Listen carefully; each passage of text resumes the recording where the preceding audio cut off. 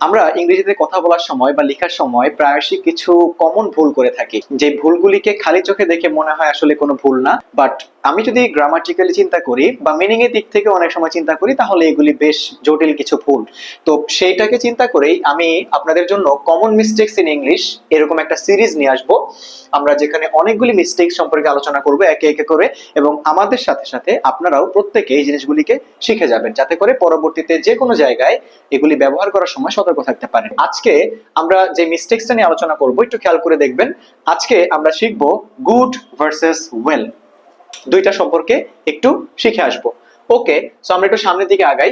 আমাদের এই জায়গাটা যদি একটু দেখি, তাহলে মিনিং এর দিকটা একটু ফোকাস দিতে হবে ভাইয়া। কি দিতে হবে? মিনিং এর দিকে ফোকাস দিতে হবে। দেখেন, গুড এটার বাংলা ভালো এবং ওয়েল এটার বাংলাও ভালো।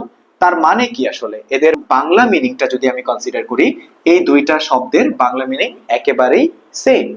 তো আমাদের খালি চোখে দেখে মনে হচ্ছে দুইটা একদমই সেম, হ্যাঁ। তাহলে দুইটা মিনিং যদি সেম হয়, একটা আরেকটার সিনোনিমাস ওয়ার্ড, তাহলে আমরা যে কোনো জায়গায় ইউজ করতে পারি। আসলে না, এটাতেই আসলে মিস্টেকস হয়, হ্যাঁ, এটাতেই আমাদের ভুল হয়ে থাকে।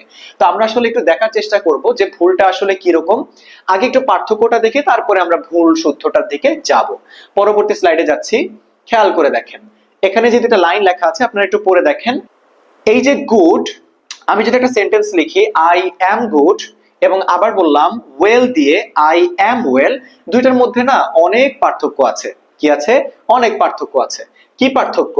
যখন আপনি ভাইয়া গুড বলেছেন, যা দ্বারা ইমোশনাল স্টেট বুঝায়, কি বুঝায় বলেন? যা দ্বারা ইমোশনাল স্টেট বুঝায়, ইমোশনাল স্টেট বুঝায়। কাকে দ্বারা? গুডকে দ্বারা। আবার যখন আপনি ওয়েল বসাচ্ছেন, আই এম এর পরেই ওয়েল বসাচ্ছেন, তখন এটা দ্বারা আবার হেলথ কন্ডিশনকে বুঝায়। এটা দ্বারা কি বুঝায়? হেলথ কন্ডিশনকে বুঝায়। তার মানে কি বুঝলাম আমরা? আমরা একটা পার্থক্য দেখলাম। যখন আপনি গুড বলবেন, যখন আপনি গুড বলবেন, সেটাকে দ্বারা আপনার একটা আবেগের অবস্থা বোঝাবে, আপনার আবেগ। আর যখন আপনি ওয়েল বলবেন, ওয়েল দ্বারা আপনার স্বাস্থ্যের অবস্থা বোঝাবে, আপনার স্বাস্থ্যের অবস্থা বোঝাবে।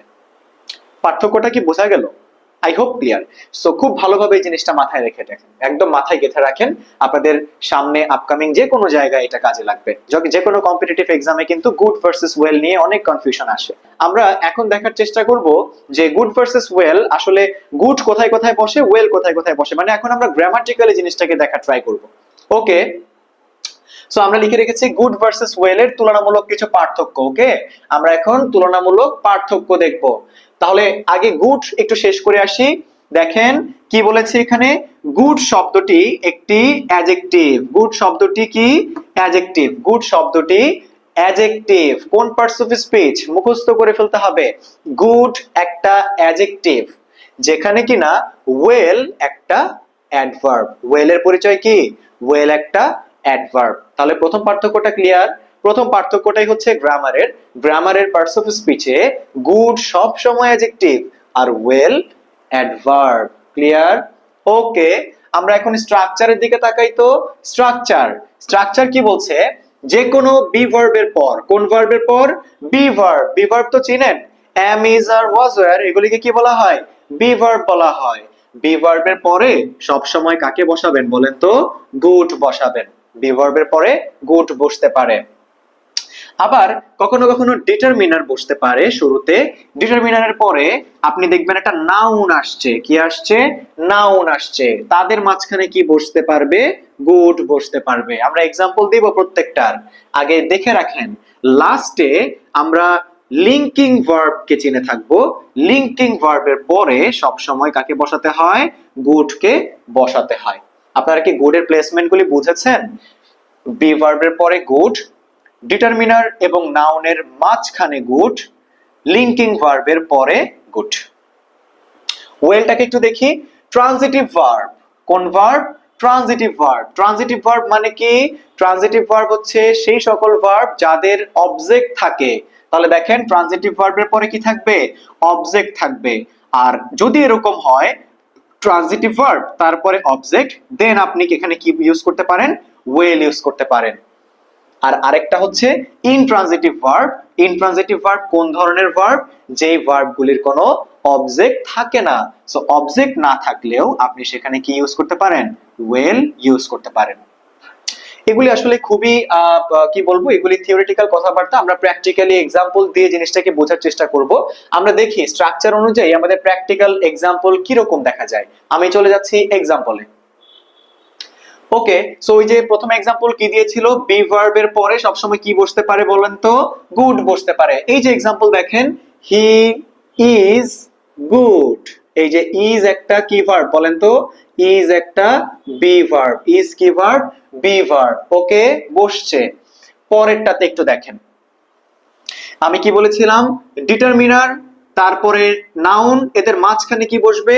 গুড বসবে। খেয়াল করে দেখেন, এই যে এটা হচ্ছে ডিটারমিনার, এই যে এটা হচ্ছে নাউন, তাদের মাঝখানে কি বসছে? গুড বসছে। হলো? আচ্ছা, লিঙ্কিং ভার্বের পরে কি বসতে পারে? গুড বসতে পারে। তাহলে দেখেন তো, সিম এটা একটা কি ভার্ব? Linking verb. সিম একটা লিঙ্কিং ভার্ব। এই যে লিঙ্কিং ভার্বের পরে গুড বসছে।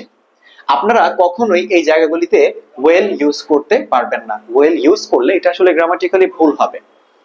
আমরা চলে আসি ওয়েল এর এক্সাম্পলে। ওয়েল এর এক্সাম্পলের ক্ষেত্রে দেখেন, আমরা বলেছিলাম যে অবজেক্ট থাকবে, অবজেক্ট ওই যে ট্রানজিটিভ ভার্ব, ট্রানজিটিভ ভার্বের অবজেক্ট থাকবে, তারপরে ওয়েল হবে। খেয়াল করে দেখেন, এখানে স্যাং, এখানে স্যাং হচ্ছে এখানকার ট্রানজিটিভ ভার্ব, ট্রানজিটিভ ভার্বের অবজেক্ট হচ্ছে দ্য সং।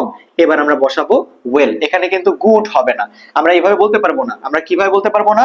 এই যে এভাবে, আমি একটু মুছে দিচ্ছি, যে you sang the song good বলা যাবে না, এটা ভুল। এটা কি ভুল? আমাদের এখানে কি বলতে হবে? ওয়েল বলতে হবে।